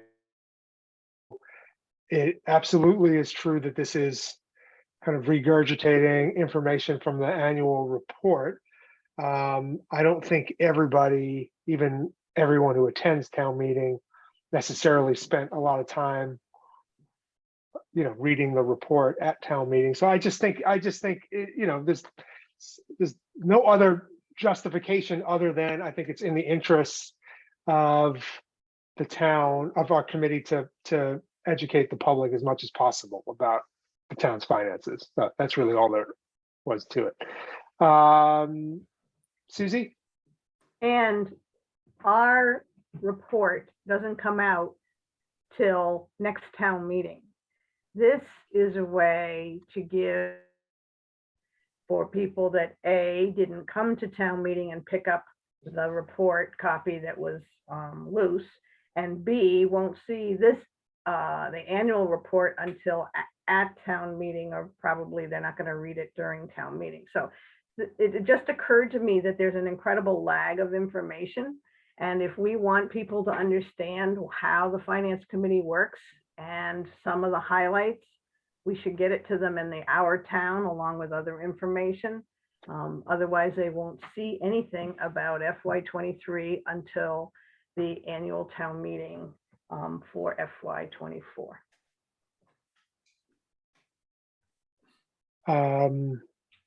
George. Okay. George, go ahead. Yeah, so I totally agree with what you and Susie said. There's a way for us, the budget comes along once a year, the mailing goes out once a year, people come to the annual town meeting, then it's over. This is a way for us to engage the community and keep the community thinking about it and aware and active. We are committing ourselves to doing this in every newsletter. If we do this in the next newsletter, we're probably going to want to do something in every newsletter. So we should think about what we want to say in those subsequent newsletters. And then I just had a couple. Do you mean once a year, George, or do you mean literally every? The newsletter's 3 times a year, right, Becky? Right. So I'm thinking, if the finance committee is going to take up space in that newsletter, we should be consistent and do it all the time. Tell them what we're doing now and tell them what's coming up. Prepare them for annual town meeting, even if we don't have numbers with the meeting, so we'll have to think about something to write each time. But if we make the commitment now to put this in the newsletter, I think we should be committed, because if you read the newsletter, it's the same committees and departments and managers who are writing articles every quarter or every 3 months. And so, that's just my personal opinion. If we decide to skip the next meeting, the next one after this goes in, I understand. And then I just had 2 other suggestions. One is Well, the bullet item about the schools, I think we should say we should change, and then there's another word we should change, but I don't think we're at that level. I do think at the very end, Mhm. you have these bullet items and then it just ends. I think there should be a Right. closure paragraph.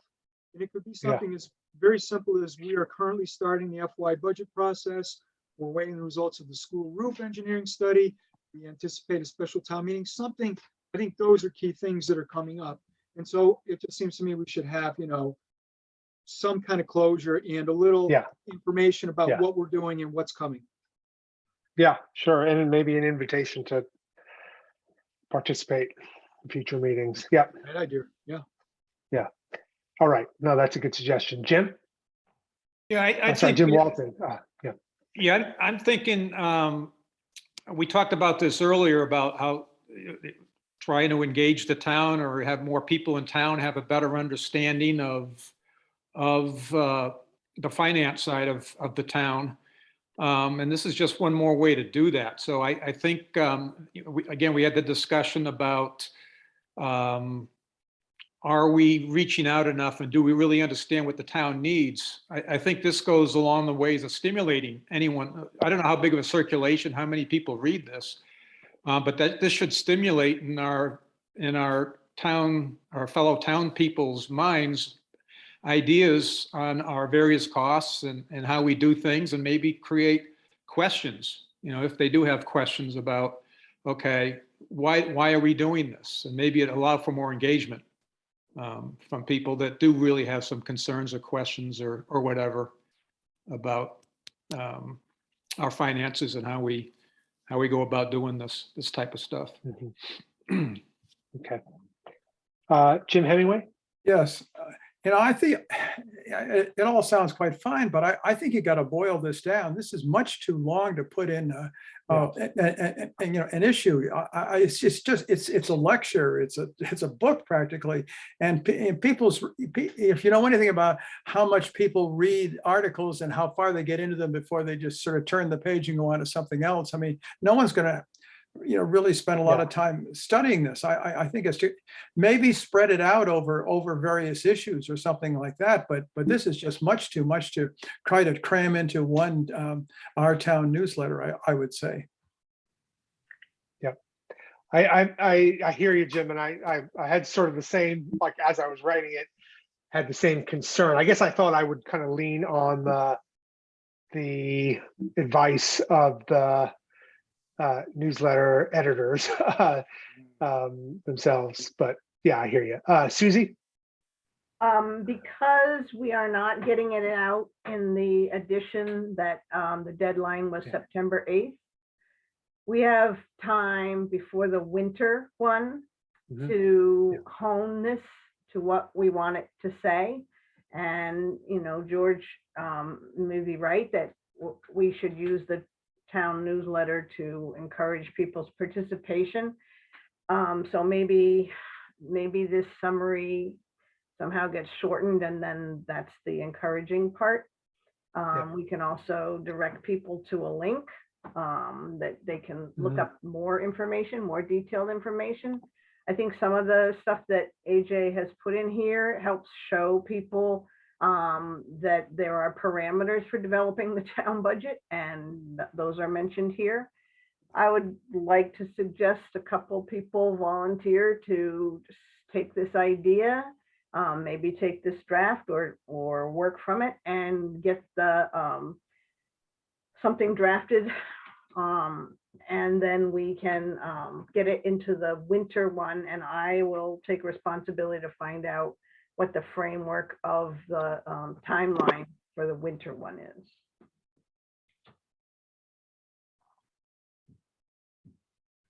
Great. AJ? Yeah, Becky. So I just confirmed that the newsletter has not been fully closed yet. The editor is waiting on one article. So I don't know how many pages this is, because I can't Yeah, I scroll. have no idea. Oh, It's just did it's we? one page and then probably 2 paragraphs. Okay. So I know that kind of throws a wrinkle into just not dealing with it now. I don't know if that's making the matter worse, or if Mhm. there's reason to consider getting it into this newsletter. Well, I guess how important do committee members feel it would be to get it into a fall issue as opposed to the winter issue? Does that seem important, Well, George? I think the content of this is a good follow-up to the meeting we had in May, and this is going to be a little stale if we wait another 4 months before we put this out, Mhm. because at that point, we're going to be knee-deep in the FY24 budget process, and we probably want to talk about that at that point. So Right. if we want to get this out, I totally agree with Tim and Susie. This is, I think these bullets are just too long and should be boiled down to much smaller amounts. I think the top is okay, but maybe broken into separate paragraphs. So it is, I think it's a lot, and Mhm. people aren't going to Yeah. read it. They're just going to get lost eventually. I think Jim's right. But Mhm. if this is the content we want to give, now's the time. So, because again, in 4 months, we're going to be in a completely different place, and we're going to be much closer to the FY24. Jim Walton? It looks like, okay. Yeah, I think we should push for getting it in this issue, and I'd suggest we just work with the editor to see what fits, what fits here. Because I think, yeah, there's a lot of words, but people can choose to read what, or browse, or read what they want. Yeah. But again, I think it would come down to, if it's close to publishing time, there's probably only so much space available, right? Right. So that's why I would suggest just we collaborate with the editor to understand what space is available, and then parsing the content here to fit that space. Yeah. Or It is put a a- little tricky because it's sort of like once you commit to like sharing specific highlights, from the budget, it's sort of like, well, what do we leave? What do we put in and what do we leave out? But there's also another point which I think George made, which is that some of the bullets could be shortened themselves. But yeah, Susie, did you? Yeah, I think we could, I have another take on this. This is an inaugural effort. And so what I think we should do is put one, do not try to cram this on top of the current, I mean, the editor might have to put an extra page in for this. This is not, I think she does columns, blah, blah, blah. So instead of cramming. I think the newsletter is pretty light this time, so I'm just suggesting don't make a lot of assumptions. Okay, I'm thinking that since this is an inaugural one, it would be okay in the winter to simply refer to the link that has our report that we put out in last town meeting and isn't going to be showing up in a annual report until May of 2023. So what we could do is do a different approach at this time and use the winter article to talk about how we go about things, what some of our parameters are, and people can go online to look at the report of the actual FY23. Right. But you're assuming people are going to be reading a newsletter in their hand and then go take that newsletter and log online and look that up because they're so riveted by the information. I understand that we can't make people do stuff, and I understand that it can be tricky. There are people that want to know and they don't probably know how you find out right now. So it could be guiding them towards that. And then we should think about, would we ever have an article in it that had all the parts? We had a really dynamic budget, so I'm not sure that it would ever be as, it probably will be. It's probably always this dynamic. But anyways, I think if we wait until winter, we can frame what we're trying to do a little better. and we can provide information for people without all the details. That's just a suggestion. Yeah. I think AJ's written a valuable article.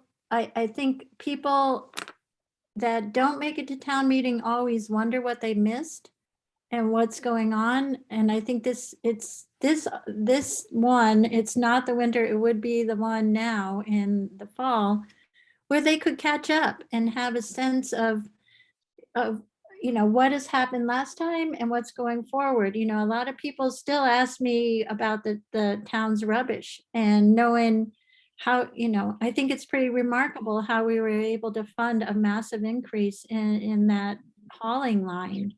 I'm sorry, I'm just a nerd, but I don't find this too long, and I think people would appreciate having this. Yeah. This is the kind Melody? of article that Mike Oh, Binsky sorry. used to love. And it's, because it gave them facts that, you might not have gleaned from the town meeting. Melody? Yeah, I agree with Becky, and I think Jim Walton said something about this information becoming stale. I think we should try to get it in the fall issue if at all possible. I don't know when the due date is, but I'm a decent editor. I'd be happy to take a crack and work with someone on this. If I just would need to know the time frame. But I mean, Susie talked earlier about somebody volunteering. I volunteer. Yeah, thank you. Becky, do you have a sense of so now that they've pushed their Timeline publishing would time frame? be, I'd have to call Janice in the morning and confirm. It would Okay. need to go very fast. Yeah, It it's would very have, matter of fast, yeah. days, not weeks. Yeah, yeah, right. no, this would have to go tomorrow. Oh, sure. Yeah. Oh, Sorry, Melody, I know you. well then, I guess I vote for submitting it as is, and then they can work with the space. Yep. And she's great at that. Janice is amazing with space. And she'll tell me if it's not going to work. If it's too Yeah, big. if it's just right? way too long, right? I mean, Yeah, she'll just say, yeah, this isn't going to work. But I Yeah. think you should pass it off to her and give it a shot. Jim Walton? Yeah, again, maybe a different twist on this is maybe about transparency. This is one more way that allows us to be transparent to the town about what's really going on. And unless you have a little bit of explanation there, they're not going to really get what they want. And I think being a little bit on the long side, I leave it up to the reader. There's some readers that might not want to read it at all. Some might want to read the whole thing. Some might want to scan it. I'd leave it up to the individuals to decide just like we all do with whatever stuff we read. I think our daily readings, I don't know if we all read everything, but we can scan, allow the reader to decide. George? Yeah, I agree. I agree with those All right. points. I think, let's engage the public. Let's try to get information out. You kept using the word education. I think that's a big part of it, but it's also keeping people engaged and thinking about it at some level, not just once a year, but as the year goes through. What is the finance committee up to? So I would agree with going with this with 3. I've got 2 minor edits. One, Okay, I think go is kind of an important clarification. I got 1 edit, and the suggestion I made earlier about having a closure paragraph, kind of where we are and what's next, even just 1 paragraph. Yep. At the end. Okay. All right. George, do you want to send me your edits, or do you want to? It's very talk them straightforward. through? Yeah, if you could It's talk very them through. straightforward. The one about the comment that the school is 59%. Yeah. I would change it to the schools are over 60%, because the 2 school lines are 59%, but health insurance and a lot of the benefit expenses, there's a number of different retirement. Those are also related to the school. The school is more like 65 to 70%. Okay.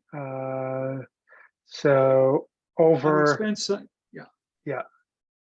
over 60% of the town's budget is is for, spent on elementary and secondary education. yes, perfect. Okay.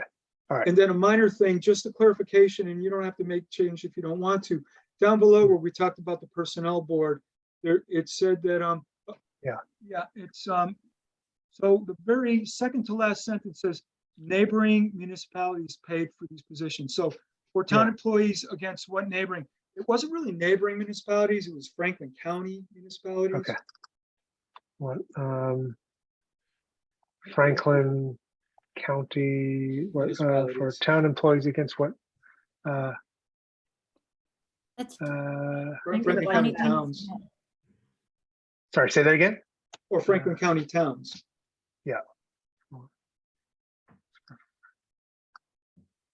For other Franklin County towns? For all, pretty much Franklin County okay. towns. That's what we used as our Okay, point of comparison. So it says Right. a personnel committee member, We compared current salaries against what other Franklin County towns pay for those positions? yes, sure, yeah. Okay. Okay. It was, it was really all Franklin County towns that are of comparable size to us. That's what Yeah. our comparison was to. Right. It was really Okay. all the towns in Franklin County except for the big ones, Right. Sunderland and I think Greenfield, there's probably Deerfield maybe, I don't know. And Orange. Oh, and Orange, okay. Okay. Does anybody else have any other straightforward edits that we can make now before this gets sent out? Okay. Thanks, So AJ. is- Thanks, Is AJ. for everybody putting this comfortable with together. it? Yeah. Okay. So I think I'll just sort of put a very short final paragraph, probably 2-3 sentences, and then I'll send this to Janice, Becky. Yeah, Okay, tomorrow morning. Okay, great. or even right. if you're done tonight, I just Okay, send it. Morning's fine, right. but if it's done tonight, I just send it out. I think. Okay, gotcha. All right, I'll do my best. All right, thank you guys for your help on that. And let's see. If it's okay, I know that we received an expense report. Looks like I forgot to put it on the agenda, and I think we're running kind of late. So is everybody okay with us Yep. tabling that to next meeting? Good I think you do have it on yours. You have an Do I? expense report, yeah. Oh, The second to okay. last, the second to last one. Oh yeah, I'm not seeing it on mine, but anyway, Hmm. regardless, I think we don't have time for it tonight. So I think are there any other updates or committee reports that folks need to share?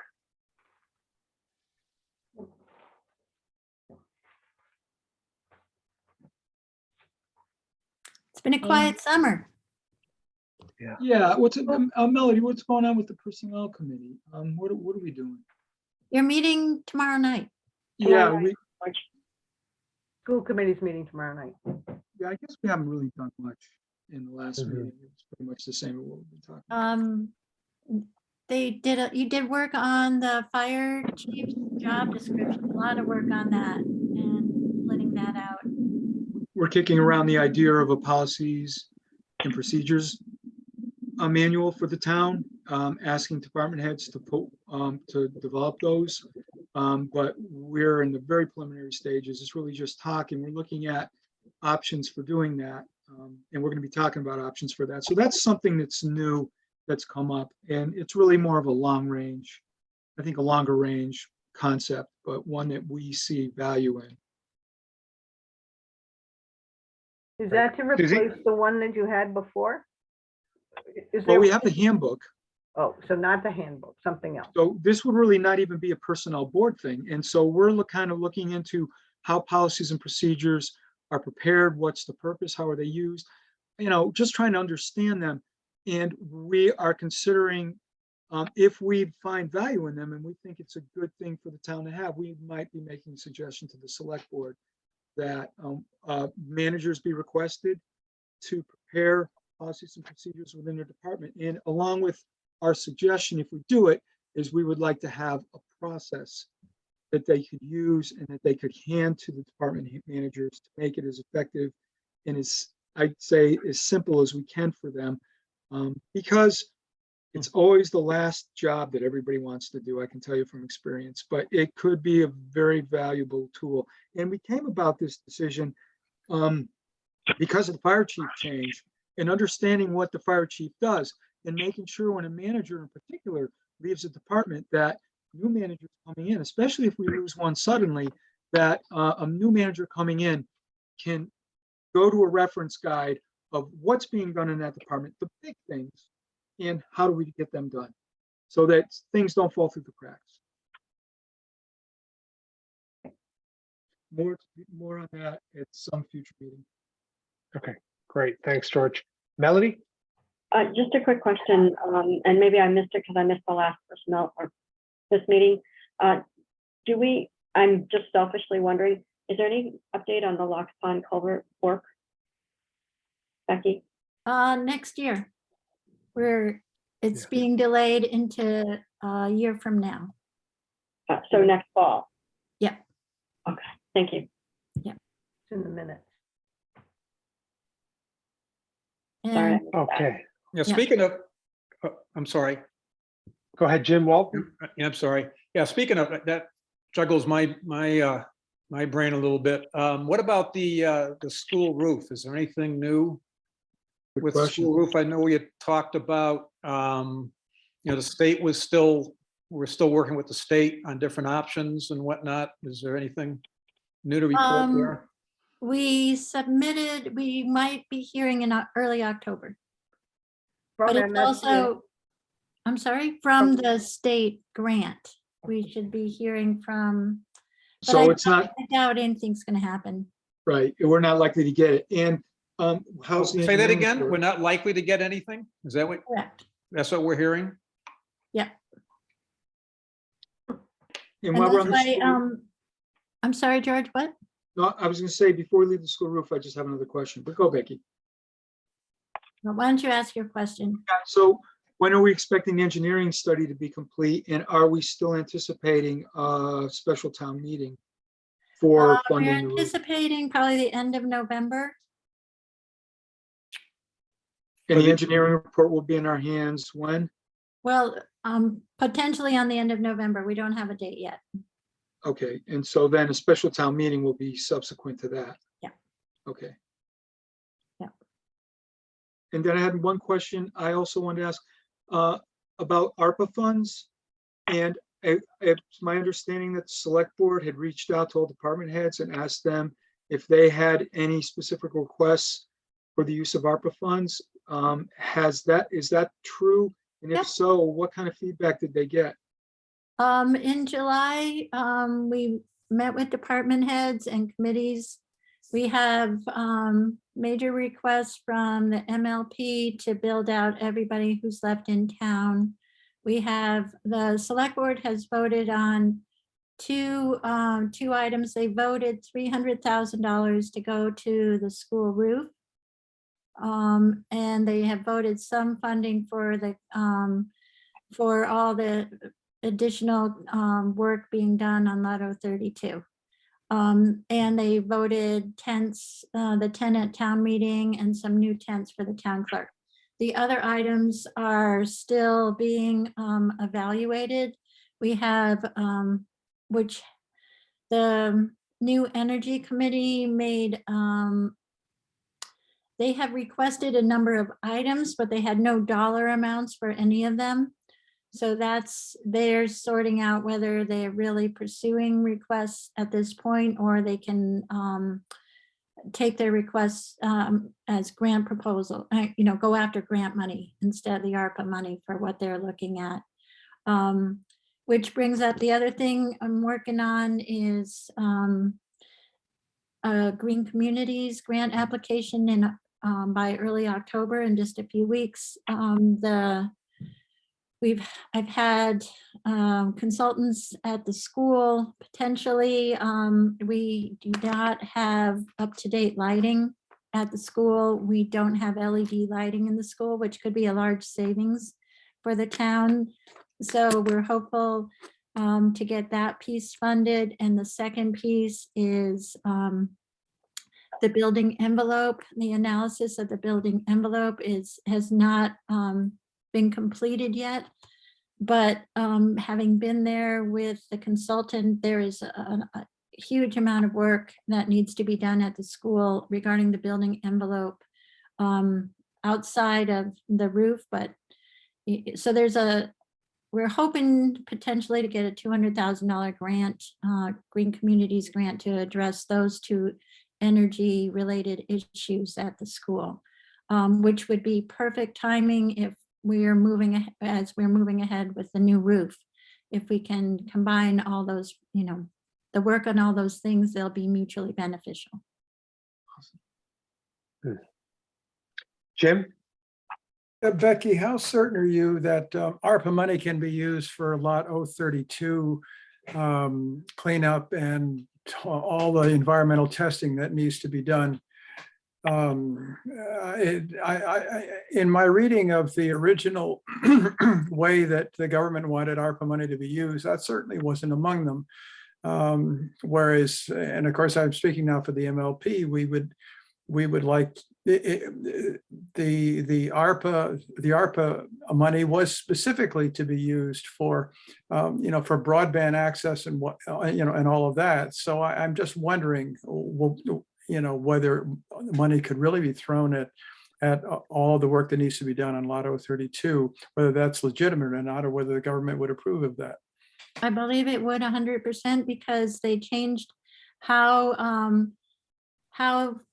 towns make their request, and it's not as restricted for towns in our capacity, the way our funds are granted, because we've received less than $1 million, which is like in ARPA world is, a drop in the bucket. So they're looking at our funds with that. We will have very streamlined, our reporting procedures are very streamlined, and any municipal expenditure is allowable, except for we can't take money and put it in the savings account. And there's a couple other things like that that are absolutely not allowed. And yes, there were a lot of fiber money was in the original, but it's in a number, I think there's a separate fiber fund in ARPA available as well. Isn't there, Jim? Oh, that's news to me. I thought it was a part of the whole ARPA picture, but I don't know A huge ARPA picture, but not the specific amounts being given to towns, sort of like a big chunk of money was given to the state separately from what is being given to the towns. Mhm. So I Don't think, know. okay, more for us to learn.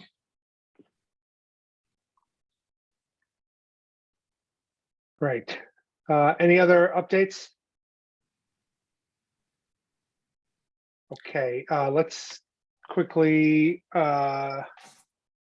settle on a next meeting date. So should we meet in 2 weeks? I think it's time to be on a 20 regular. 27th? I'll- Right, I'll on a be away. Tuesday. I'll be away. Can you please get back on the right schedule? Because the 27th is the next select board meeting. Because Okay. you're off schedule. All right, gotcha. So that would put us to what, October 4th? Yep. I'm so lost in Okay. time.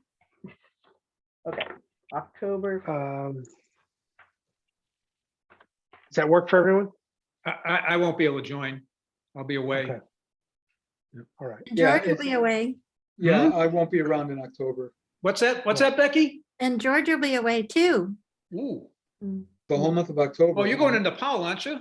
Yeah. Or Tibet, or both? Or Nepal. Nepal. We'll see Tibet, but we're not going to go into it.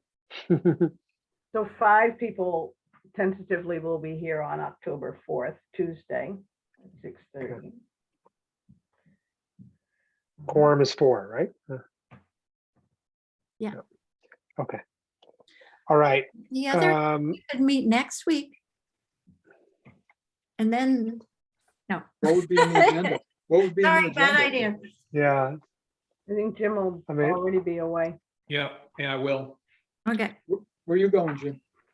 I'm gonna be in the Dolomites. I'm gonna be in the Oh. Little Mountains, the Little Mountains, compared to your nice. mountains. Well, Huh? they're bigger than the mountains here. The Dolomites are beautiful. Sweet. You're gonna hike? Site bicycling. Oh, beautiful. Oh, That's great. great. Mm. Mhm. Are awesome. we sticking with October 4th? I It's think like- so, yeah. If I, if Bob can't attend, then I might get back to you on another date, but for now, let's plan on the 4th. Okay, Okay, thanks, everyone. thank you. Thank you. 8:35, very good. All right, not Yeah, too bad. real good. Okay, all right. Do we need to vote to adjourn or make a motion to adjourn the meeting? Second. Carbonite aside. Second. Charter, Hemingway, aye. Cashew, aye? Mosher, aye. Walt and I. Take Okay. care. Thanks, You all Bye, everyone. everyone. You all have a good one. Thank you, everybody. You too. See ya. Good night. Good night. Good night.